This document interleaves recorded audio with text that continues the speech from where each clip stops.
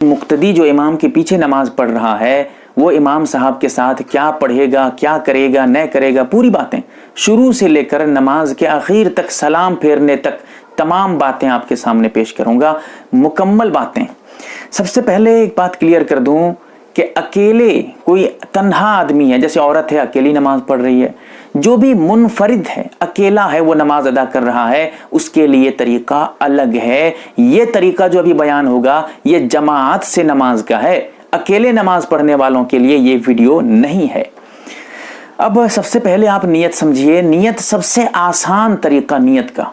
नियत लोग जबान से रट्टा लगाते हैं, लंबी लंबी नियत करते रहते हैं, कोई ज़रूरत नहीं है। सबसे आसान तरीका आपको बता रहा हूं। आप सिर्फ नियत दिल में सोच लेने से नियत हो गई, जबान से कहना चाहेंगे तो कह सकते हैं, वही आपको अदा करके बता रहा हूं। सबसे मुख्तसर और आसान नियत ये है, मैं इमाम के पीछे, जो मिंबर में खड़ा है सब जानते हैं, उसी के पीछे ही नमाज आप पढ़ रहे हैं, मैं इमाम के पीछे 2 रकात तरावीह की नमाज अदा कर रहा हूं। उसके बाद नमाज शुरू कर दीजिए। अब नमाज जो शुरू करेंगे, नमाज में ज़रा ख्याल रखिए, इमाम साहब के तकबीर तहरीमा कहने के बाद आप कहिए या उनके पीछे पीछे कहिए। अगर अभी इमाम साहब नमाज शुरू करते वक्त जो अल्लाह अकबर कहते हैं, अल्लाह अकबर इमाम साहब कहे नहीं है, आप उनसे पहले अल्लाह अकबर कह के हाथ बांध लेते हैं, या उनसे पहले अल्लाह अकबर कह देते हैं इमाम साहब, उसके बाद कहते हैं, 1 सेकंड भी जब आप उनसे आगे हो जाते हैं, समझिए कि आपकी नमाज नहीं होगी।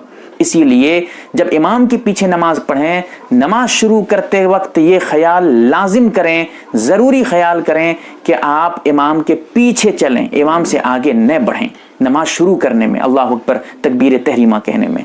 अब समझिए कि तरीका क्या होगा। नियत तो आप हो गई, नियत कर चुके हैं।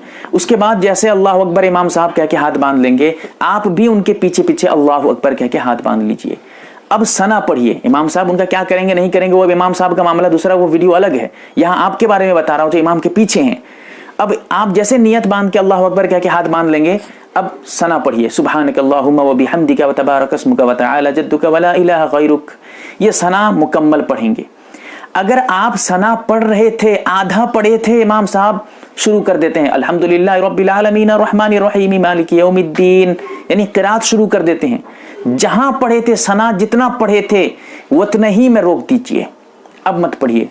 अगर आप ऐसे वक्त में पहुंच रहे हैं कि इमाम साहब कुरान पढ़ रहे हैं, कुरान की तिलावत कर रहे हैं, क़िराअत कर रहे हैं, सूरह फातिहा पढ़ रहे हैं, कोई और सूरा वगैरह कुरान से पढ़ रहे हैं, अब अल्लाह अकबर कह के हाथ बांध लेंगे, अब सना नहीं पढ़ेंगे।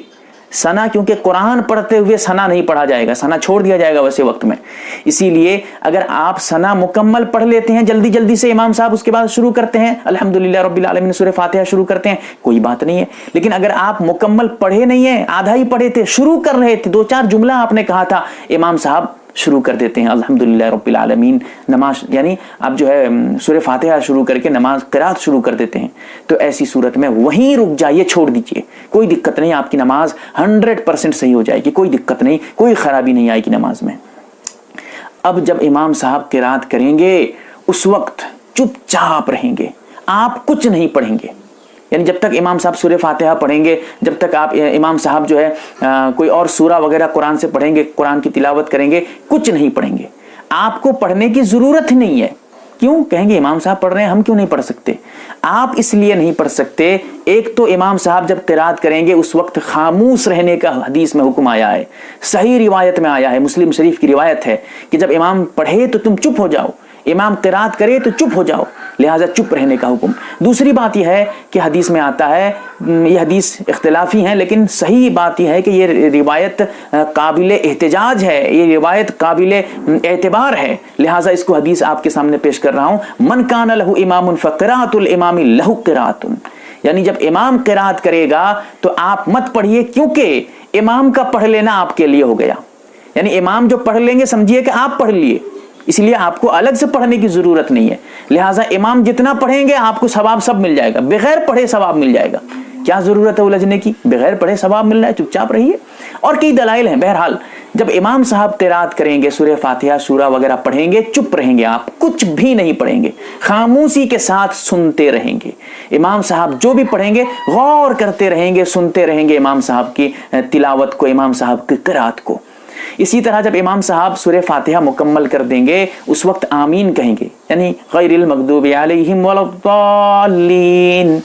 اب جب تھوڑی دیر کے لیے چپ ہوتے ہیں اس وقت آمین کہتے ہیں، وہ آمین آپ بھی کہیں گے، امام صاحب بھی کہیں گے، آپ بھی کہیں گے، لیکن آہستہ سے، چپ چاپ، سرین، آہستہ سے۔ اسی طرح جو میں نے ابھی کہا ثنا پڑھیں گے، ثنا بھی آہستہ پڑھیں گے، زور سے ثنا نہیں پڑھیں گے۔ تو سورہ فاتحہ کے بعد آمین کہیں گے، وہ بھی آہستہ سے۔ اس کے بعد جب آمین کہتے کہتے کوئی امام صاحب اگر شروع کر دیتے ہیں سورہ فاتحہ کے بعد کوئی اور سورہ پڑھنا شروع کر دیتے ہیں، آپ نے ابھی آمین کہا نہیں ہے تو چپ ہو جائیے، اب آمین کہنے کا وقت ختم۔ امام صاحب سورہ فاتحہ ختم کرنے کے بعد سورہ شروع کرنے سے پہلے سورت پڑھنے سے پہلے اگر آپ آمین کہہ دیتے ہیں تو کہہ دیجئے، لیکن اگر وہ وقت نکل گیا تو اب آمین کہنے کا ٹائم نہیں ہے، اسی لیے چپ چاپ رہیے، اب کچھ مت کریے۔ پھر اس کے بعد جب امام صاحب رکوع کو جائیں گے اللہ اکبر کہتے ہوئے، آپ بھی رکوع کو جائیے۔ یہیں پر ایک پوائنٹ کی بات بتا دوں، اکثر جگہ دیکھا جاتا ہے 99% لوگ یہ غلطی کرتے ہیں، امام کے ساتھ رکوع سجدے میں جاتے رہتے ہیں، اڑتے رہتے ہیں، بیٹھتے رہتے ہیں، تکبیر کہتے نہیں ہیں۔ یہ بڑی غلطی ہے۔ دیکھیے حدیث میں جو کہا گیا ہے وہ قرات کے بارے میں، قرآن پڑھنے کے بارے میں کہا گیا ہے کہ امام کا قرآن پڑھنا آپ کا پڑھنا ہو گیا لہٰذا مت پڑھیے، لیکن امام کا قرات کے علاوہ جتنا اور ہے سب آپ کو کرنا پڑے گا امام کے ساتھ، امام کا کرنا آپ کا کرنا نہیں ہوگا۔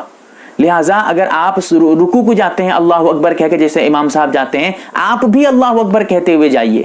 اسی طرح جب امام صاحب رکوع سے اٹھتے ہیں سمیع اللہ لمن حمیدہ، تو آپ اس وقت تو سمیع اللہ لمن حمیدہ نہیں کہیں گے کیونکہ آپ امام کے پیچھے ہیں۔ جب امام رہتے ہیں یا اکیلے پڑھتے ہیں تب کی بات دوسری ہوتی ہے، لیکن اگر امام کے پیچھے ہیں تو رکوع سے اٹھتے وقت سمیع اللہ لمن حمیدہ نہیں کہیں گے، بلکہ رکوع سے اٹھتے وقت کھڑے ہو جائیں گے، اس کے بعد ربنا لک الحمد، واو کے ساتھ بھی آتا ہے ربنا ولک الحمد، دونوں میں سے کوئی بھی آپ پڑھ سکتے ہیں، دونوں جائز ہے، اس کو پڑھ لیجئے واو کے ساتھ بغیر واو کے جو بھی پڑھیے، تو ربنا لک الحمد کہیے۔ اس کے بعد پھر سجدے کو جائیں گے، اللہ اکبر کہتے ہوئے سجدے کو جائیں گے، آپ بھی کہتے ہوئے جائیں گے۔ لوگ یہی کہتے ہیں کہ چپ چاپ رکوع کو چلے گئے، چپ چاپ سجدے کو چلے گئے، اللہ اکبر کہے نہیں ہے۔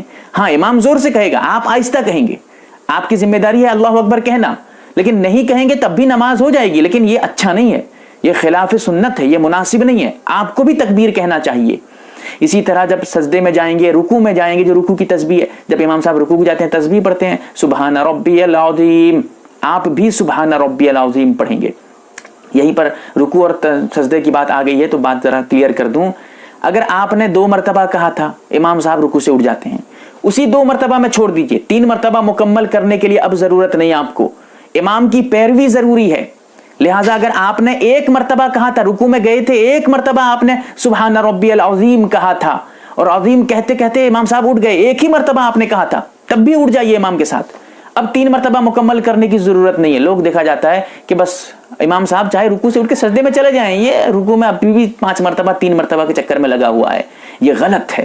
اسی لیے یہ مسائل بہت ضروری ہیں جو آپ کے سامنے پیش کر رہا ہوں، بتا رہا ہوں۔ تو اب جو امام صاحب رکوع میں جائیں گے تسبیح کہیں گے، آپ کو جتنا مرتبہ ہو سکے، اگر آپ رکوع میں پہنچ چکے تھے 1 مرتبہ بھی کہنے کا موقع نہیں ملا، پھر بھی اگر امام صاحب اٹھ جاتے ہیں آپ اٹھ جائیے، چھوڑ دیجئے اس کو۔ 3 مرتبہ موقع ملا 3 مرتبہ کہہ دیجئے، 5 مرتبہ لمبا رکوع کر رہے ہیں امام صاحب، 5 مرتبہ کہنے کا موقع ملا 5 مرتبہ کہہ دیجئے۔ تو رکوع سے اٹھنے کے بعد سجدے کو جائیں گے، سجدے میں بھی یہی مسئلہ آئے گا، اسی طرح کا سجدے کی تکبیر کہتے ہوئے جائیں گے، یہی تسبیح کے یہی معاملات آئیں گے، لیکن اس میں خیال رکھیے گا سجدے میں سبحان ربی العظیم نہیں کہیں گے بلکہ سبحان ربی الاعلی۔ یہاں پر ایک مسئلہ بتا دوں، رکوع میں جو سبحان ربی العظیم ہے تو ضا اگر آپ صحیح سے نہیں تلفظ کر پا رہے ہیں، سبحان ربی العظیم یا سبحان ربی العظیم زا پڑھتے ہیں یا جیم پڑھتے ہیں، نماز آپ کی ختم ہو جائے گی، فاسد ہو جائے گی۔ اسی لیے آپ اگر سبحان ربی العظیم نہیں کہہ پاتے ہیں صحیح طریقے سے تو سبحان ربی الکریم کاف سے کہیے، یہ بہت آسان ہے، اس میں تلفظ میں کوئی دقت نہیں ہے۔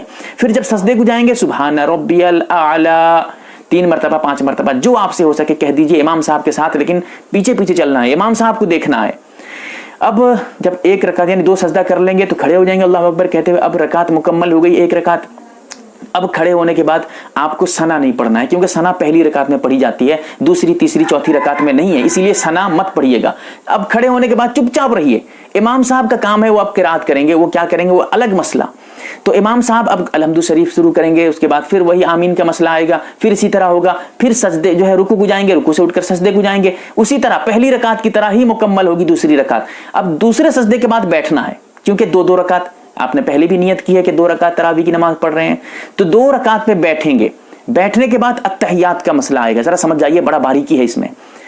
अत्तहियात का पढ़ना वाजिब है, ठीक है। अत्तहियात अगर आप छोड़ देंगे तो फिर मामला गड़बड़ हो जाएगा, लेकिन दुरूद शरीफ का और आखिर में जो दुआ पढ़ते हैं उसका पढ़ना सुन्नत है, वाजिब नहीं है।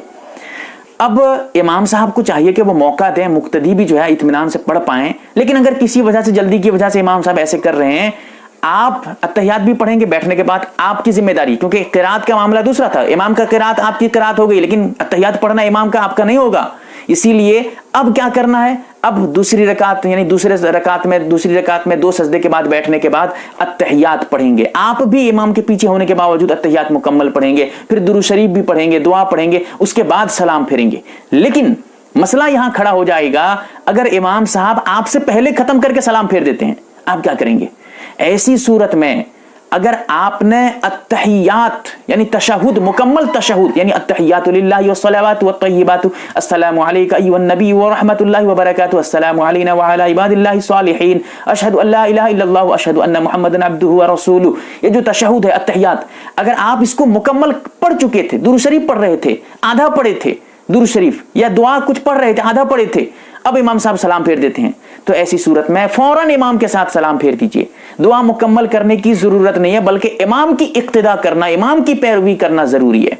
लिहाजा जैसे इमाम साहब सलाम फेर देंगे, आप भी सलाम फेर दीजिए। लेकिन अगर आपने अत्तहियात मुकम्मल नहीं किया है, मसला जरा बारीक है, दुरूद शरीफ आधा पढ़े थे तो वहीं से सलाम फेर देंगे, मुकम्मल करने की जरूरत नहीं।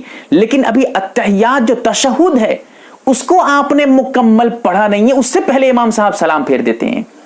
ऐसी सूरत में जरूरी है कि आप अत्तहियात मुकम्मल करेंगे, फिर उसके बाद सलाम फेरेंगे। चाहे इमाम साहब दोनों तरफ सलाम फेर चुके हों, लेकिन आपके लिए जरूरी है कि आप इमाम के पीछे होने के बावजूद आप यहां पर अत्तहियात तशहुद मुकम्मल करेंगे। अत्तहियात, सिर्फ अत्तहियात, दुरूद शरीफ दुआ नहीं, सिर्फ अत्तहियात मुकम्मल करेंगे, उसके बाद जाकर सलाम फेरेंगे। ये मसाइल बहुत जरूरी हैं, और मैंने शुरू से आखिर तक इमाम के पीछे क्या करना है क्या नहीं करना है, बड़े कंफ्यूज रहते हैं लोग, इसको आपके सामने वाज़ेह करने की कोशिश की है। लोगों को बताएं कि वो सही तरीके से इमाम के पीछे नमाज पढ़ पाएं। अल्लाह ताला हमें अमल की तौफीक दे, आमीन या रब्बल आलमीन।